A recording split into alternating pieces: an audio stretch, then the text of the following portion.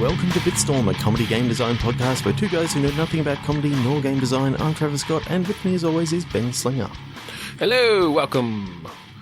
I think we're just going to stick with some standard click pitch this week. Yeah. Should we do 2 words, or should we drop back to 1 word and just give ourselves, I don't know, a little bit of room to imagine? What do you think? Okay, 1 word it is. So, classic click pitch. Classic click pitch. It's been a while since we've done this. Yeah, 2 nouns. Don't have describing words. We've got to describe it ourselves. So, for those who may not have listened before, Click Pitch is a game where we each have a random word generator in front of us. And on the count of 3 to 1 click, we will click refresh, get a new word, and we will jam those words together and make a game.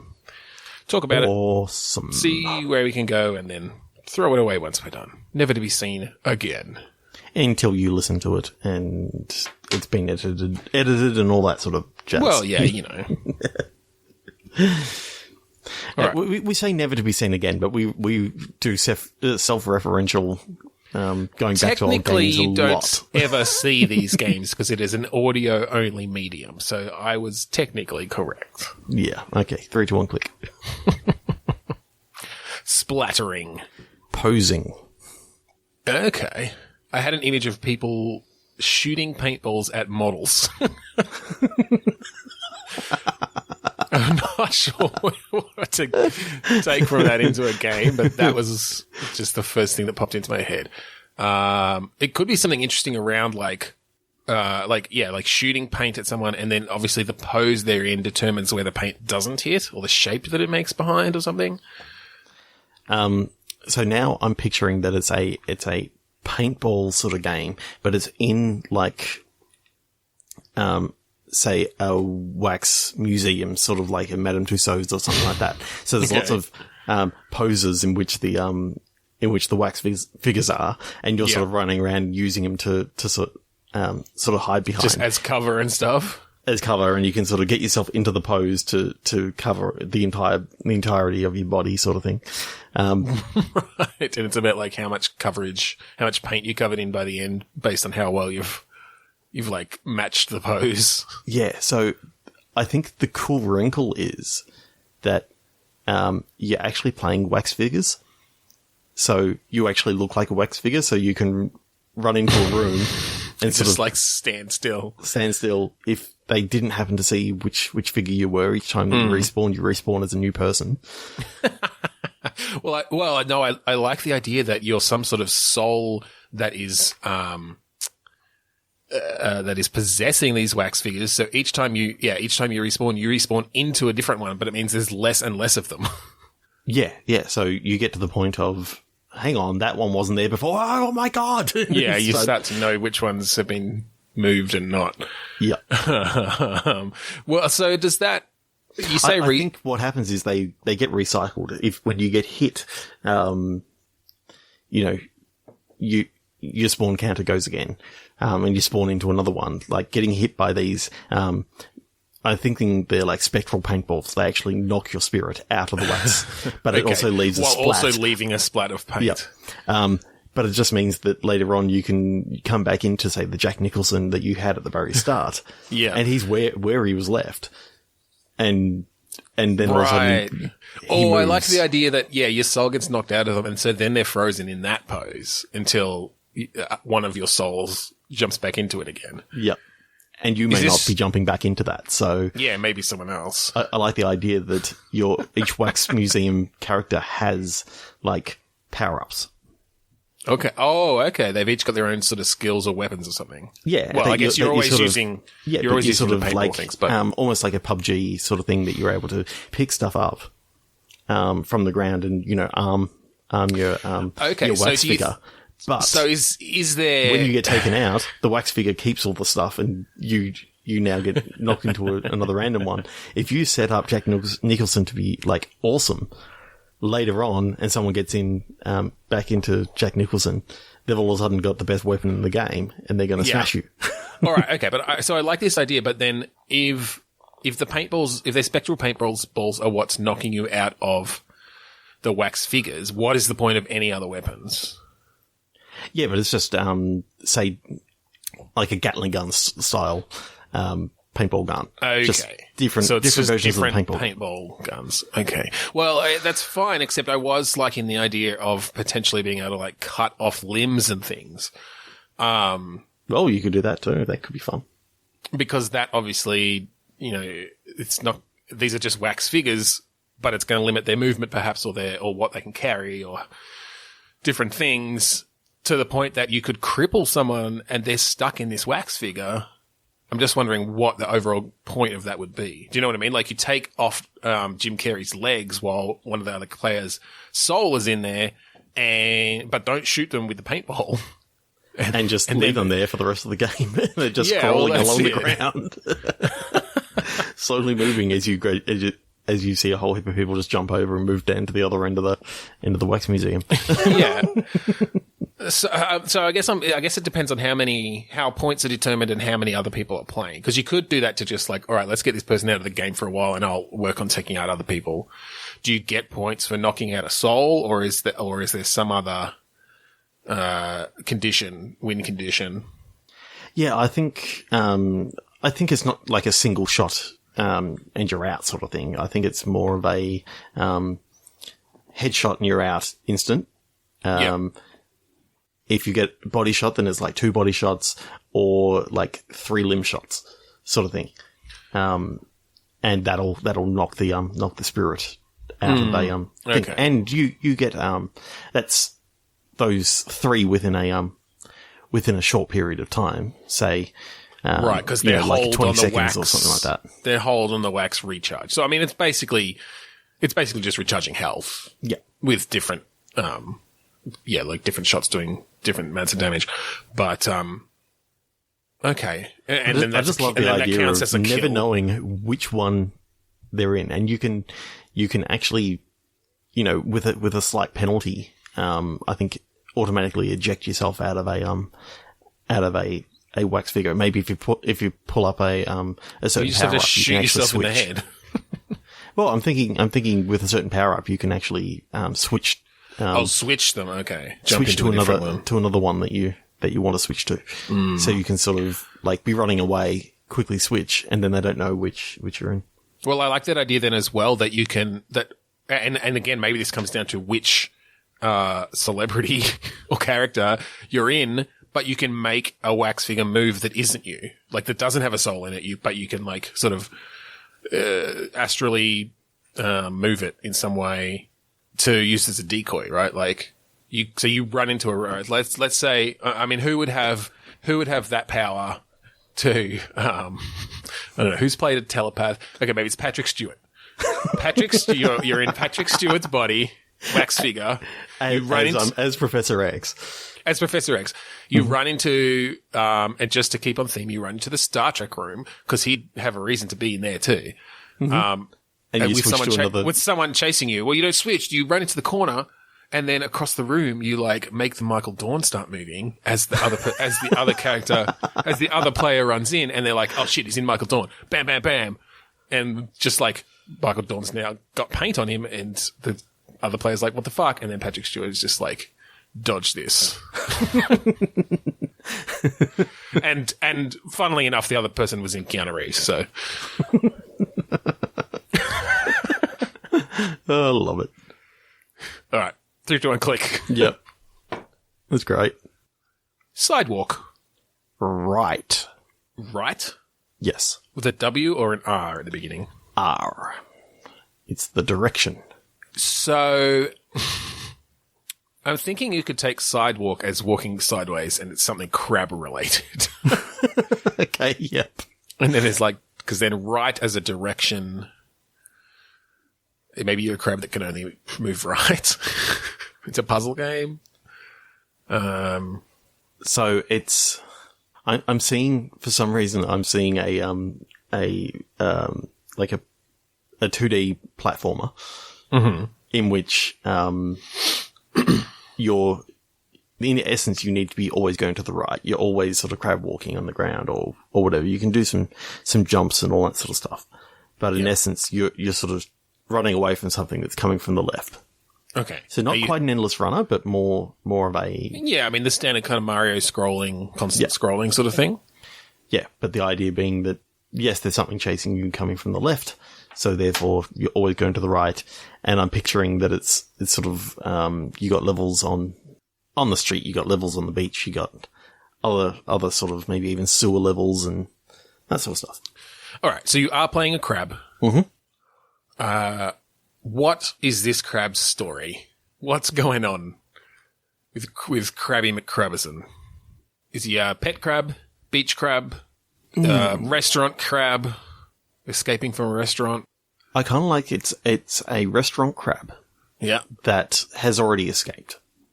Yeah, like the opening cutscene or whatever is escaping. Yeah. Literally, it feigned death. For some reason, it's got powers to change its color, so it made itself look as though it was cooked. Put itself on the laid itself down on like the plates. On the plate, ready to go. It got put down, and then all of a sudden it started running out of the restaurant right there. So the idea of having sort of like a chameleon crab. So this is, so this is some sort of special crab that can camouflage itself, like change colors. Why? How did it get this power? Is it just something it was born with, a special ability?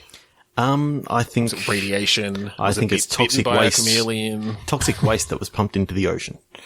So this is a caught... Okay, this is a captured crab. It wasn't bred in captivity or anything. Yep. Okay, so you're basically trying to get back home? Yeah. All right. So I think what can be coming from the left is in the like first level, you're sort of running along the sidewalk and you've got the chef. The chef running after you, trying to grab you. So you've got hands coming down, these massive hands. All right. So how are we going to make this an interesting platformer? What as a crab can you do? You've obviously got lots of legs. You got pincing, so you could like snip things or grab things with those. And then you've got your camouflage ability. I guess it depends sort of how fast paced we want it to be as well. Yeah, so I kind of like different sections of the game. I'm already sort of seeing that the section on the sidewalk is almost like a faux 3D sort of view, almost like a Double Dragon, in which you're sort of sneaking between all the legs and all that sort of stuff. So, you got like shadows coming down that are people's feet that you have to make sure not to be under them. And and then every now and again you get to go into like a pipe that sort of takes you into like a. It's sort of like that. Takes you into like a 2D section inside the wall, say, where you're able to sort of take a little bit more time. And that's a bit more of a puzzling section with like. Bit more of a puzzling session that where you may have to like snip some wires to cut down like a little bridge sort of thing that you can sort of crawl across and camouflage yourself to like maybe there are people walking above it, like there's a grate or something. If you're in the suit, if you're down in a pipe and it's like, okay, I've got to make sure not to be seen while I'm in the light or something. Yep, and could be cool. Or I'm sort of picturing almost a few different parts, almost like Limbo, where you had the searchlights sort of looking, and you can sort of blend yourself into the background, and then sort of come out again and continue on after the flashlights are gone. So yeah.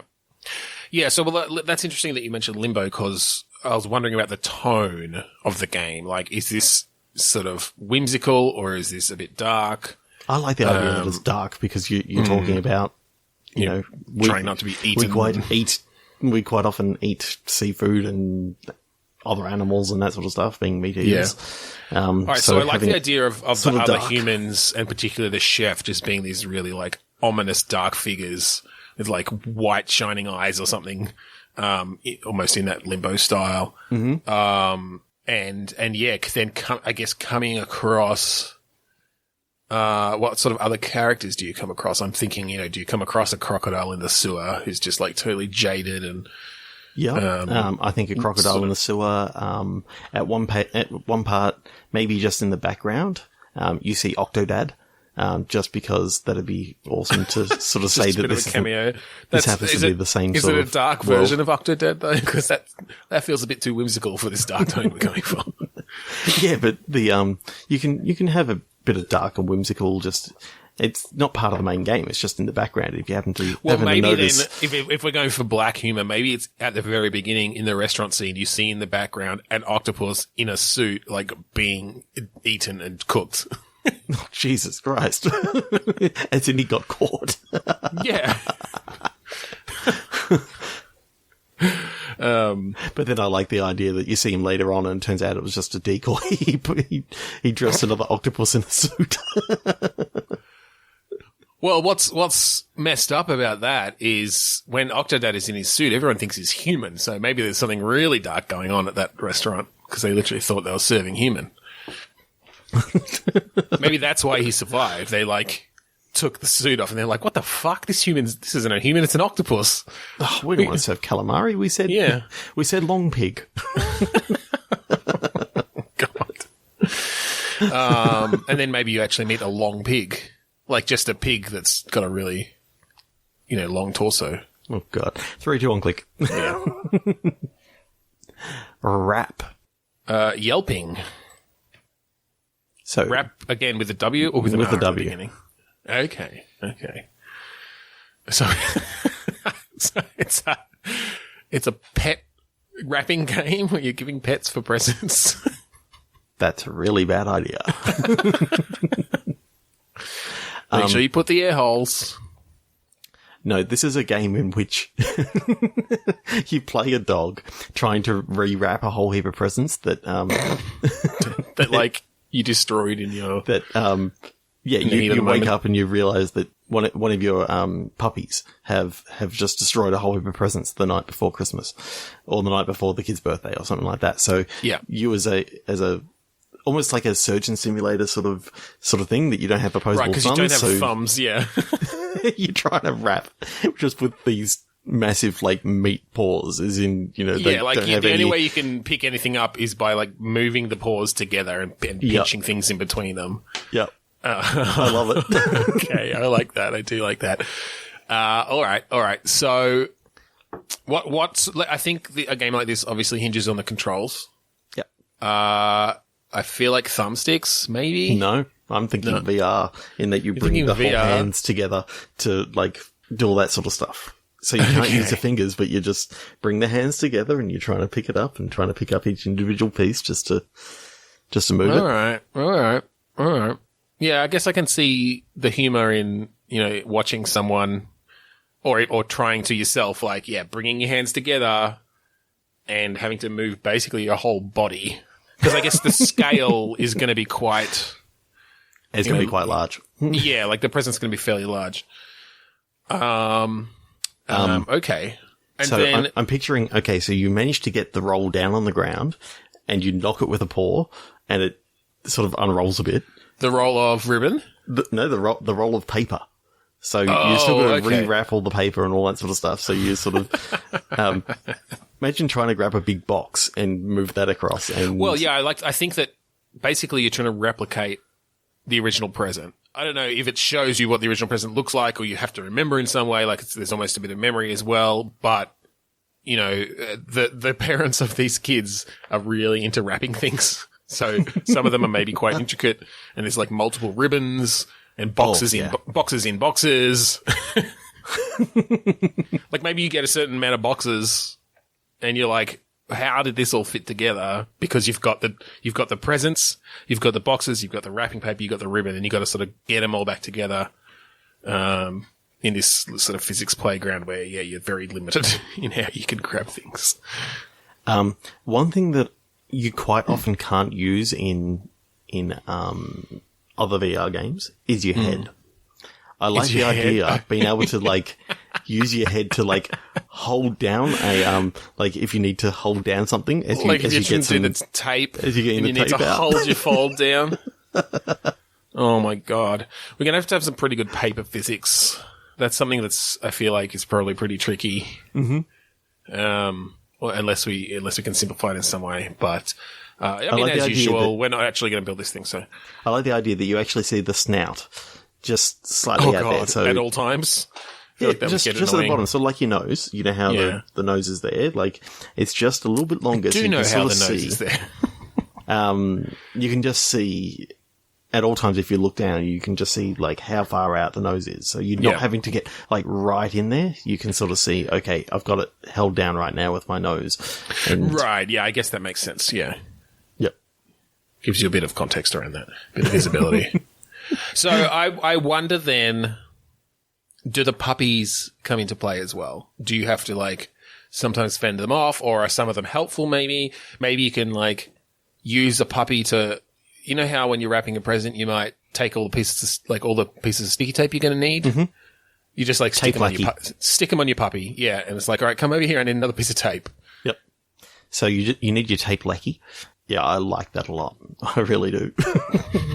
I'm just picturing how hard it would actually be to like pick up things in these two paws.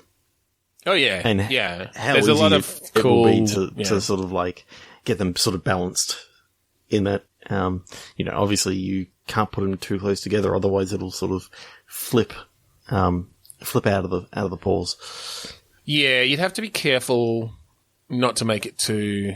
Yeah, because you obviously don't have any feedback, any haptic feedback or anything. So I think that can be a bit tricky at times. But I think you could make it work. You could make it work.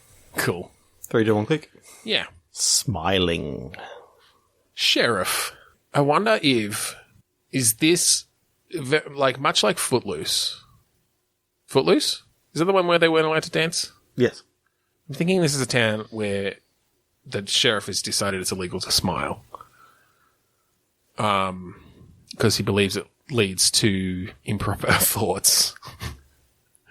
Like it's maybe a really extremist like Dirty Dancing was kind of, it leads to sexual thoughts or something. It's like, well, smiling is the first step to orgasm.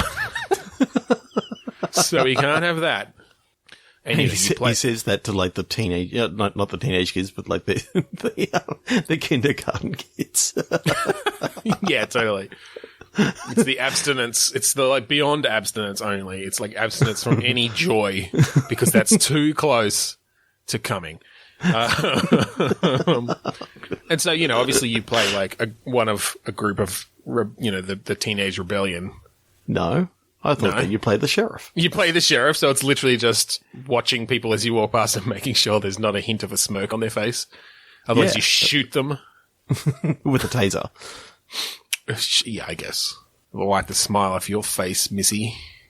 But then you come across a masochist or whatever, and they get off on pain. Oh, God. No, I don't know. How can we... I think that's sort of a funny setting. How do we turn that into a game? Into a video James? Yes, your son, Video James. How would that work as a video game? You can't say Video Jame. I like the idea that anyone named James is just multiples of the thing called Jame. Like pluralized Jame, a group of James, all stuffed into a skin suit. Anyway. Well, I'm actually spelling it G-A-M-E, but I'm saying it Jame as in GIF. Oh, fuck off. Let's not get into that on this podcast. All right, so the smiling ban in the town of Happiness, Pennsylvania. Something ironic. Grinsville. Oh, God. And so when you see now entering Grinsville, wipe that smile off your face. Yeah, exactly. I like that.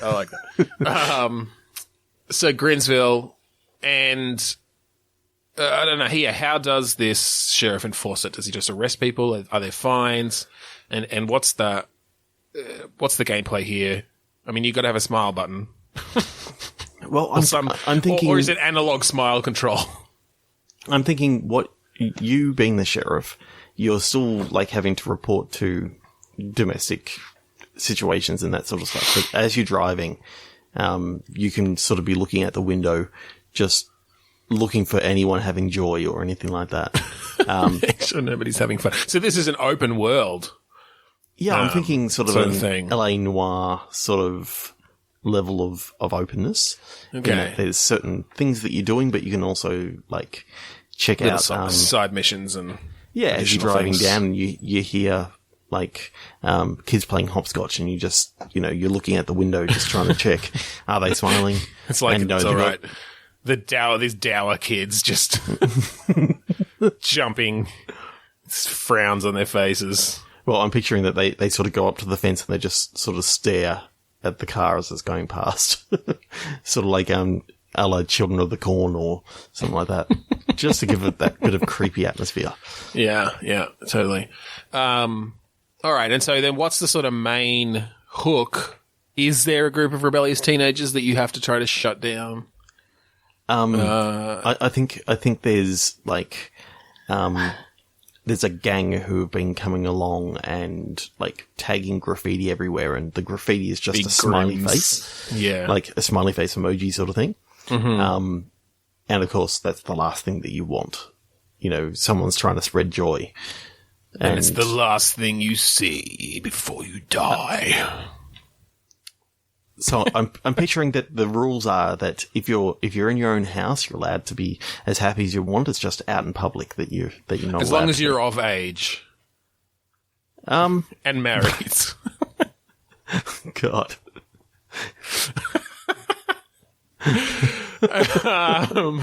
I think what happens indoors stays indoors. Yeah, I guess. I feel like that's too lenient for this this totalitarian society.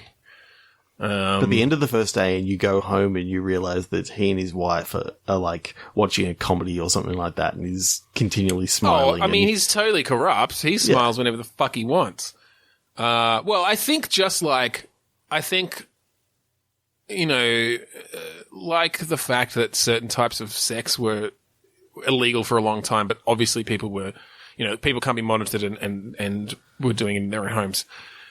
I think it's still illegal, but people do smile in their own homes because they're like, well, all right, I mean, nobody can see us. So, you get called to a domestic, that someone has been, that one of the neighbors have called, and you get there and it's like, I heard this couple laughing. Yeah. You totally get those people.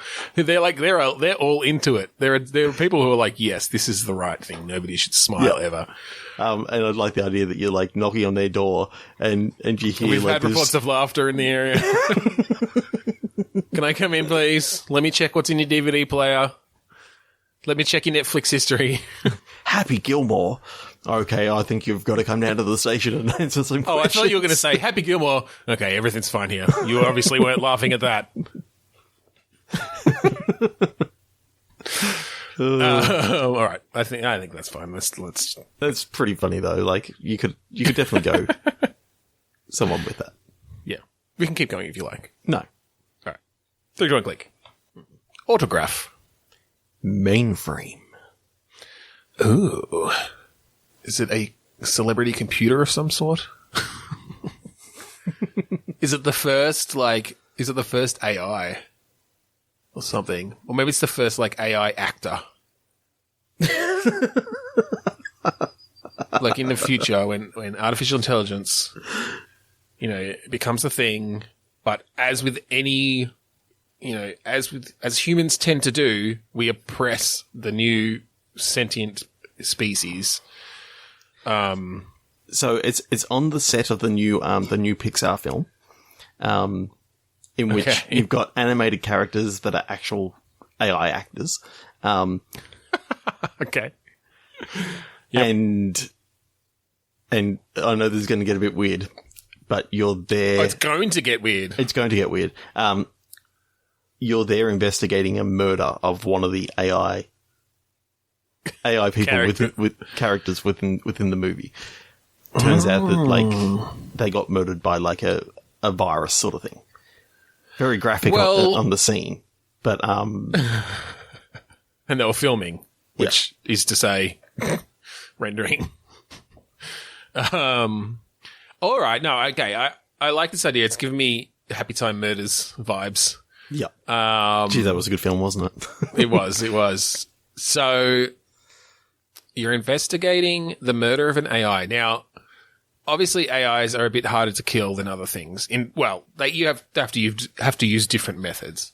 Because I think, we need to develop sort of the lore behind these AIs. Are they within a single computer system? Are they sort of distributed across the internet?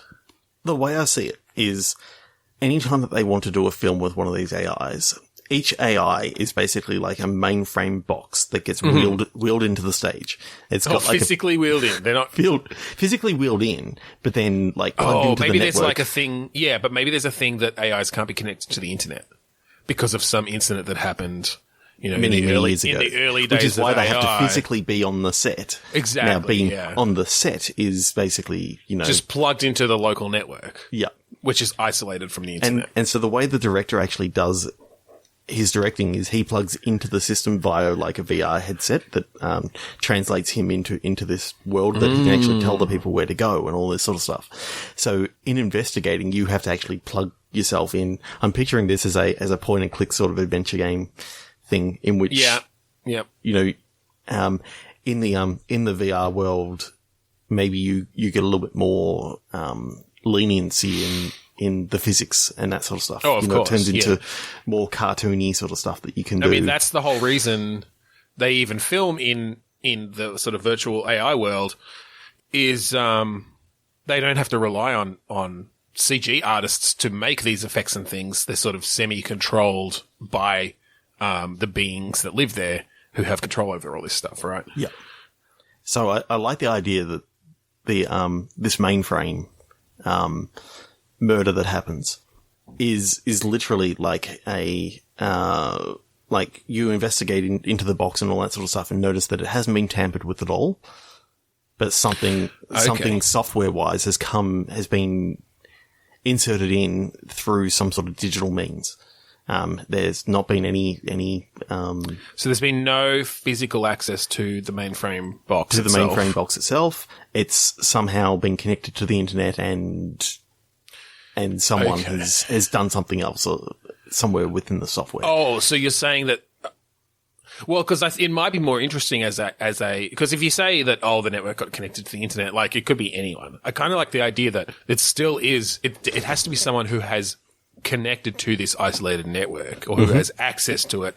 So you've got sort of your narrowed down list of suspects, but also, maybe you start finding out that some of the other AIs had something against this one and were maybe working with people on the outside so that they, it's possible that someone in the real world could have smuggled some sort of dangerous, virus or software or application into this network for one of the other AIs who then kind of, deployed it in whatever. So what I'm liking about this so far is the fact that you can actually take this character and have him as like an awestruck sort of character. Like he absolutely loves, like he's a the detective? a film buff. Yeah. The detective is a real film buff and really wants the autograph of like the main CG actor.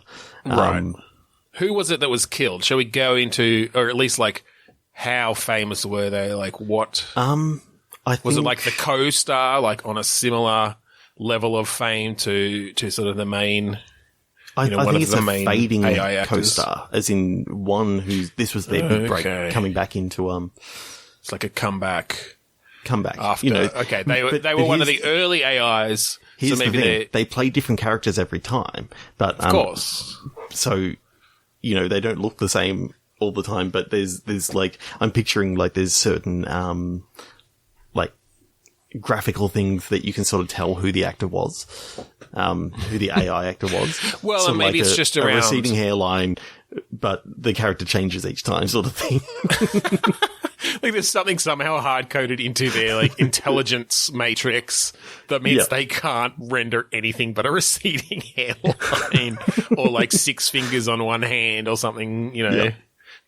That's interesting. Or like the voice is the same every time. Yeah, they've got certain kind of bugs in their code that can't be like maybe an artifact of developing an AI is that, you know, like evolution, it creates these kind of dead ends of selection, and it is things that then manifest in certain ways. I like the idea that when they say I'm going to be in my trailer, they just sort of disconnect and go back into like this little, you know, you can tell that they've gone back into their mainframe box that is sitting like the light on a trailer. Changes color on the out.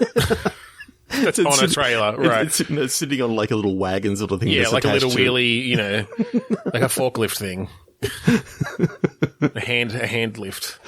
But being able to do some investigations within the VR world and without, like, I think that's really cool. And just, being able to flesh out that whole world, pun not intended, since they don't have flesh, these AIs that are stars, and then determining what else are AIs doing in this world. Like, I guess they're just sort of doing any job that can be done. In isolated networks, right? Like, they can't connect to the internet, so there's certain things they can't do. Well, maybe when you're in there and you're sort of investigating, you're talking to the talking to the main guy, you see a character that literally shouldn't be in this world. Like, it's a closed set and all this sort of stuff. And there's a character that you see often sort of like the distance that like opens a door and sort of runs away. So you got like that sort of, maybe there's a rogue AI involved in this, and whether they're a witness or whether they're the actual murderer, that's for, you know, the detective to sort of investigate and see what's actually happening. I like the idea that there are all these sorts of leaks. Like, everyone kind of thinks, oh yeah, like this stuff's totally secure, isolated network, you know, they can't get out to the internet, nothing can get in. But like the real, you know, on something like a movie that hundreds of people work on, realistically stuff gets uploaded into the network. The Faraday cage including other AIs, and, you know, even I like the idea that there are kind of lesser AIs that are a bit like animals, but, you know, they might still inhabit a human form, but they're just like kind of stupid. Like, they have the intelligence of an animal.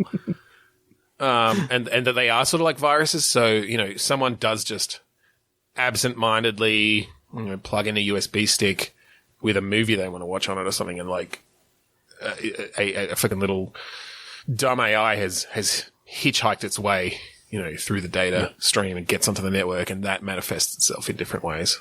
So kind of like the start of the game, your character sort of comes into the world. It's like their first day on the job, and they're being like taught how this all sort of works by their mentor. And you do like a simple case just to start off with. So has this person just kind of, are they just out of like police academy, or is this just their first day on the job of like the AI beat? Yeah, the first day of the job on the AI beat. Okay, so they've been in some other part of the police force. Yeah. They're a detective now, whatever. They've solved a ton of real-life crimes. And now they're delving into the digital world because it requires a special sort of set way of thinking, and they've basically been promoted into this position. Yeah, I'm picturing the old guys, sort of, or the old detective who's your mentor on this. You know, he's sort of retiring in you know, a few weeks, sort of thing. I kind of like the idea that this old detective has been around since the early days of AI, and was maybe even involved in sort of some of the decisions. Like, he testified in some of the cases that put the laws in place that AIs couldn't be connected to the internet. But I kind of like the idea that he's like the stereotype of just an internet nerd. Just like greasy, overweight, still always eating Cheetos. But when he goes in VR. He's a cop. Yeah, like he's this super like archetypical top cop. Yeah. So he just looks, you know, chiseled abs and all this sort of stuff. And it's like, yeah, you can choose however you want to look in the virtual world. Yep. Yeah, I like that a lot. That'd be really funny. Yeah. Yeah. Okay. So are you picturing this, what, like you said, point and click adventure? Yeah, so I'm picturing that, like, the clues that you're sort of picking up in the AI world, the way it sort of gets transported into the real world is, it gets downloaded to your tablet, sort of thing. So if you're investigating something in the outside world, you've got like a camera sort of thing that you can take a photo of and it will sort of digitize it and you'll be able to sort of when interact. When you're in the VR world, you can kind of interact with it physically then. Yeah, and ask people, what do you think of this? I took a photo of your chassis, and do you remember this scuff mark sort of being made? It's like, oh no, I don't have any knowledge of that, and then you can sort of pick up that's like a interesting. security camera. How much do the AIs know about what they look like in the physical world? I guess if photos and things can come in and out, like. I like the idea that they've got some external sensors that they can sort of have a feeling as to what's on the outside. And things. So I guess they kind of need that to protect themselves. Yeah, so you can interact on the outside as well as interact in person on the inside.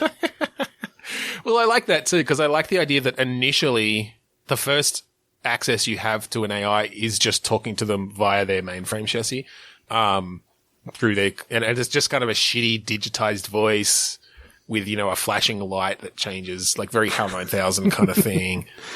But then I'm sorry, Dave. Well, but I'm thinking actually a really crackly a shitty digitized voice.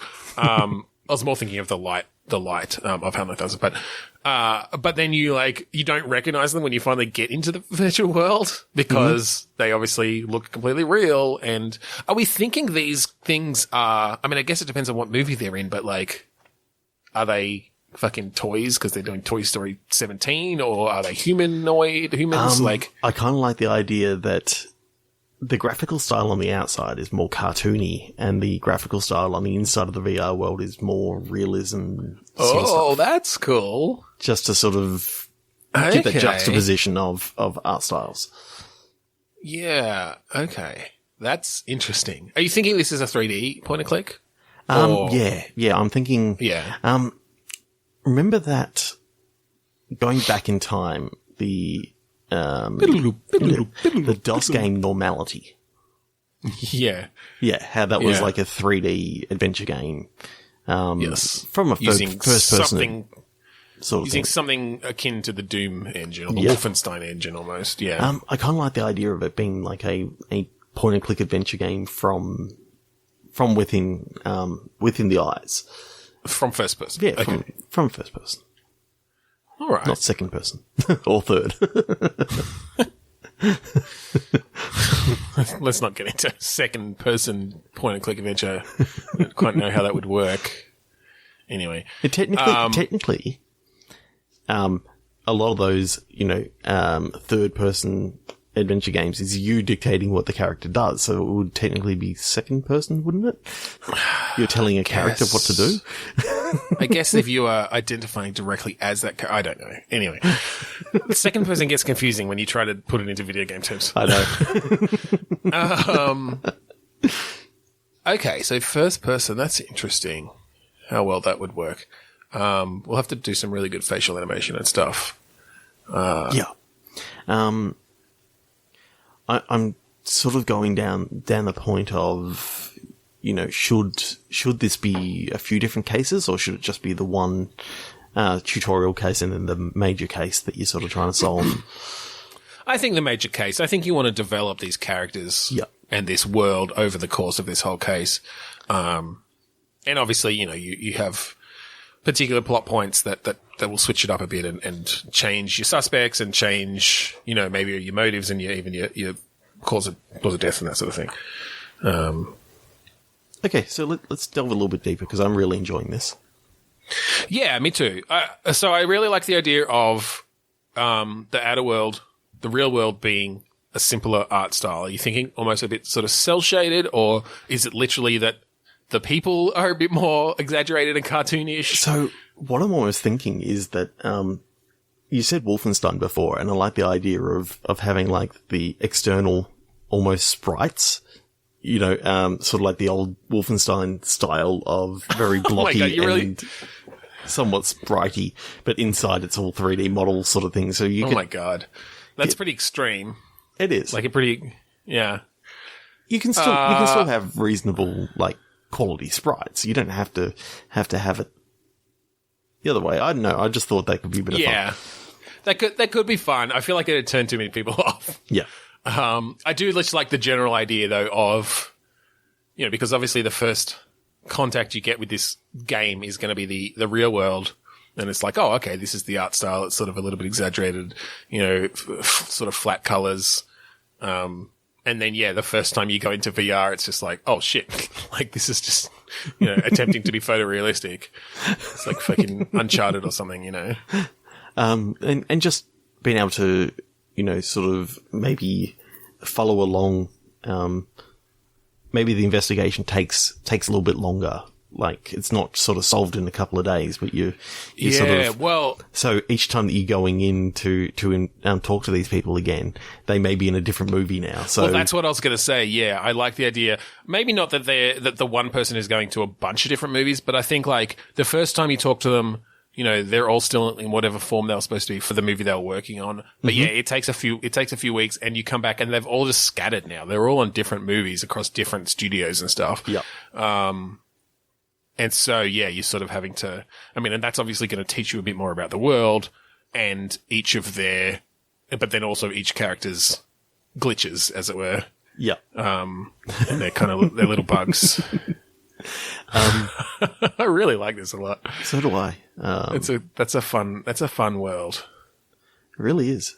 It's amazing what we come up with just a couple of words. Like, that's the game. That's the game. I like the idea of also exploring what AIs are doing elsewhere in the world. And what they do in the off time. Like, when they're just hanging out in their trailer. I always like the idea that you can sort of visit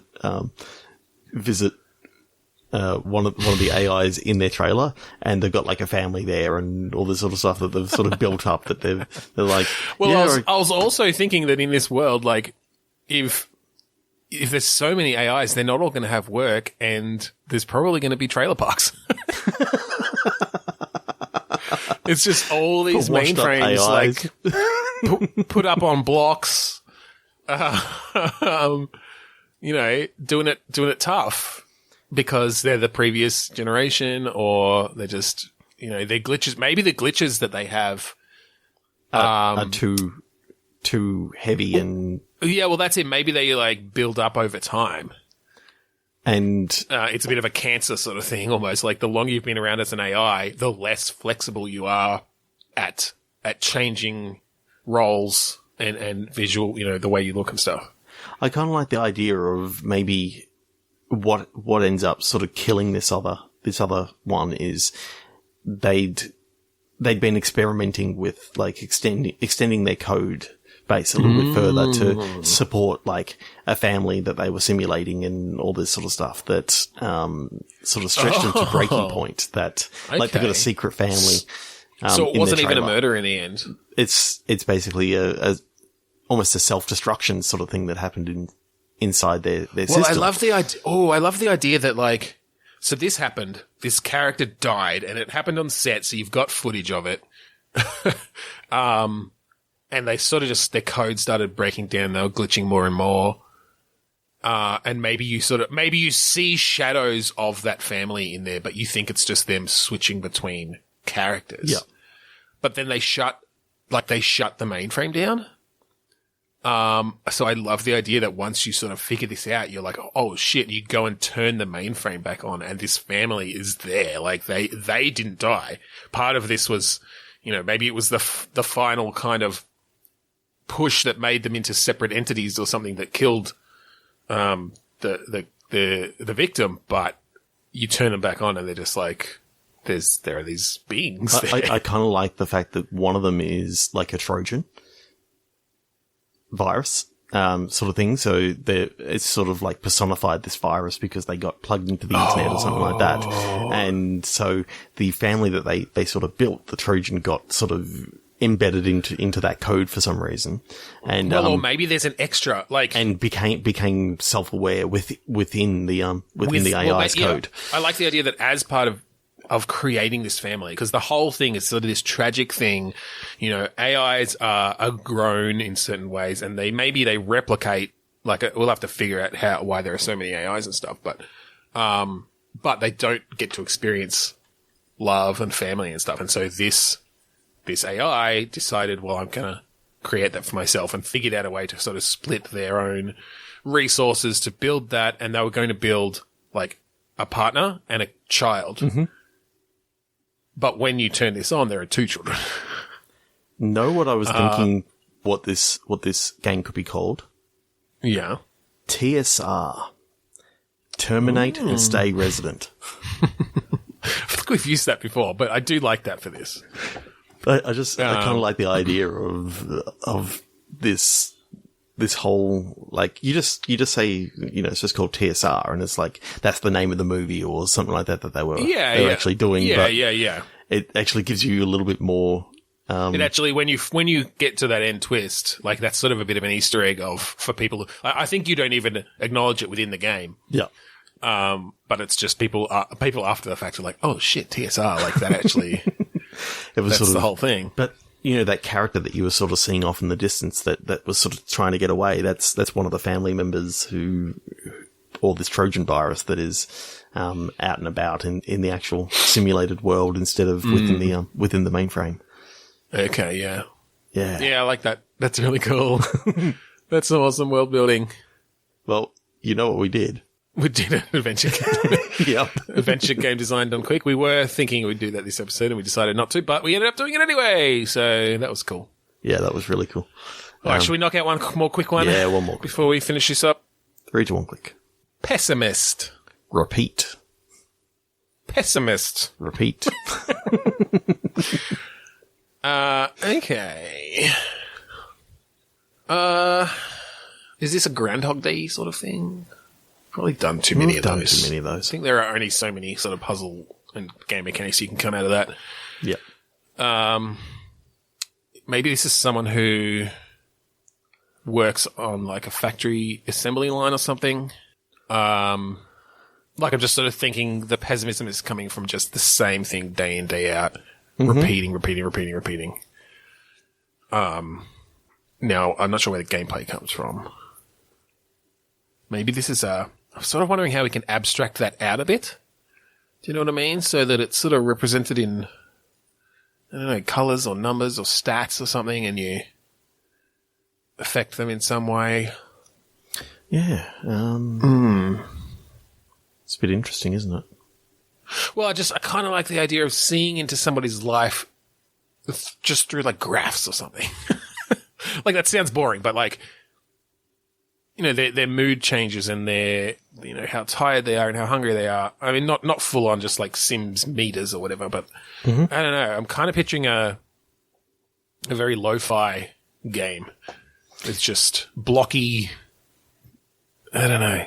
There's something there. I can't quite grasp it. I'm just wondering if there's like you, the player, are trying to be an optimist, saying that, you know, we can get through all this, and there's a character within the game that is continually saying, "Oh no, there's just too much. There's no way that we can actually do this." And do you play like the conscience or like the inner monologue of this person, perhaps? Yeah, I'm just thinking, is there a way of bringing in like a puzzle mechanic in that you're playing within this person's head, and if you lose at these different puzzle situations, then I'm thinking, you know, the puzzles can be you know, of different types depending on what the character is sort of having to do in the real world, but because I kind of almost picture this as a semi-text adventure, you know? Yeah. Like, it's just describing situations. Almost logic puzzle sort of things. I mean, it could just be have you seen the twine system? Yeah. Yeah, it could almost just be a twine game, right? Like, you've got these different choices, and they're all optimistic. But depending on kind of which way you try to optimistically push this character, this person, you know, different things happen and they find a way to turn it into, you know, something bad. Yeah, I don't know. It's an interesting concept. Yeah. Yeah, I definitely. don't know if it's a great one to end the show. No. So 3, 2, 1, click. Yeah.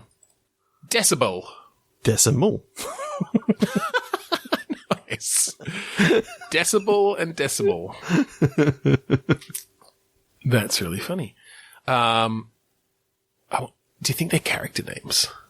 I wonder if you could have someone that's like math based and someone that's sound or music based. Well, what came into my head straight away is basically I'm picturing like the exact sound pressure level to like blow someone's eardrums. Okay. And I'm picturing that, you know, because I'm still in the sort of crime mood, I'm picturing a crime that's been committed where like the sound pressure level has just been pushed. Lucio. It was Lucio. He did it. Yeah. Okay. So a crime set within the world of Overwatch. Within the world of Overwatch. So who's been killed? Ooh. We're going into the future Overwatch lore where, I don't know, who would be interesting to kill with like, by blasting the brains out of their head with I'm sound just waves? trying to think, which characters are not on Overwatch's side, and it's sort of like there's your Reaper, your Widowmaker, your Doomfist. Yeah, your Genji, right? That I can't remember. I have a feeling no. I think he's actually on the still on the good side. Didn't he and Hanzo They're and brothers. Genji when they yeah, but aren't they on like opposite sides? Anyway, I don't know. I don't remember. This isn't an Overwatch podcast. Fuck, I haven't played Overwatch in ages. All right, so this is the thing is, all right, let's just say Doomfist is found dead with his ears bleeding. How do they not automatically say Lucio? Okay, so you're playing. When he's been framed. Okay. You're playing Lucio in a platform game. Okay. Getting away from Overwatch. Well, you've been falsely accused, and basically it's now turned into like that movie, The Fugitive, in which you're playing the Richard Kimball part or whatever it is. Yep. But you're Lucio trying to get away, and you know you can sort of blast things out of the way as you're running and that sort of stuff. As a platformer, Lucio's perfect. Like he can run up walls, he can like jump, like double jump by blasting his weapon downwards. You're going through like Sonic like levels, multi level and all this sort of stuff, trying to basically get away first, and then next get to clear your name. Mm-hmm. That's cool. It is. I like that. Just a pretty, like a spin-off game with Lucio running from Overwatch. And so, of course, but I like the idea of the boss fights with each character. So, like, you got a Tracer boss fight, and she's just like, blinking around all over everywhere. the place. Yeah, you've got fucking Reinhardt, and he's just putting up walls, and that's really cool. Okay, so is it a 3D platformer or is it a I think it's a 3D platform, but 2D game space. Okay. So maybe sort of a bit of. The first one that came to my mind for some reason was Explosion Man. For some reason. Years. But the sort of thing with maybe a moving camera, so you are sort of seeing different aspects. But it's 2D plane gameplay. That's cool. I like that a lot. That's a good one to end on. Okay, that's all right. Thanks for joining us this week on Bitstorm. If you want to find us online, podchaser.com/Bitstorm is the best place to go. We've got our YouTube up there, a Facebook group, all the social media platforms, Twitter, Facebook. You can get iTunes. You can play it, open it in any other player. And hey, click through to our creator profiles and see what other shows we've been on. Wow, so cool. Yeah, there's been a few. We'd like to thank all our friends at the AGPN, the Australasian Gaming Podcast Network. Just search for AGP Network on Twitter or hashtag AGPN. And look for the Australasian Gaming Podcast Network on Facebook. Click through, check all those other podcasts out there. You might find something that you like. I certainly have. And finally, we'd like to thank Kuradust for the song Mount Defiance off of the album Containment Failure. That's it. So thank you again for joining us this week on Bitstorm. I'm Ben Slinger. I'm Travis Scott. Amp it up.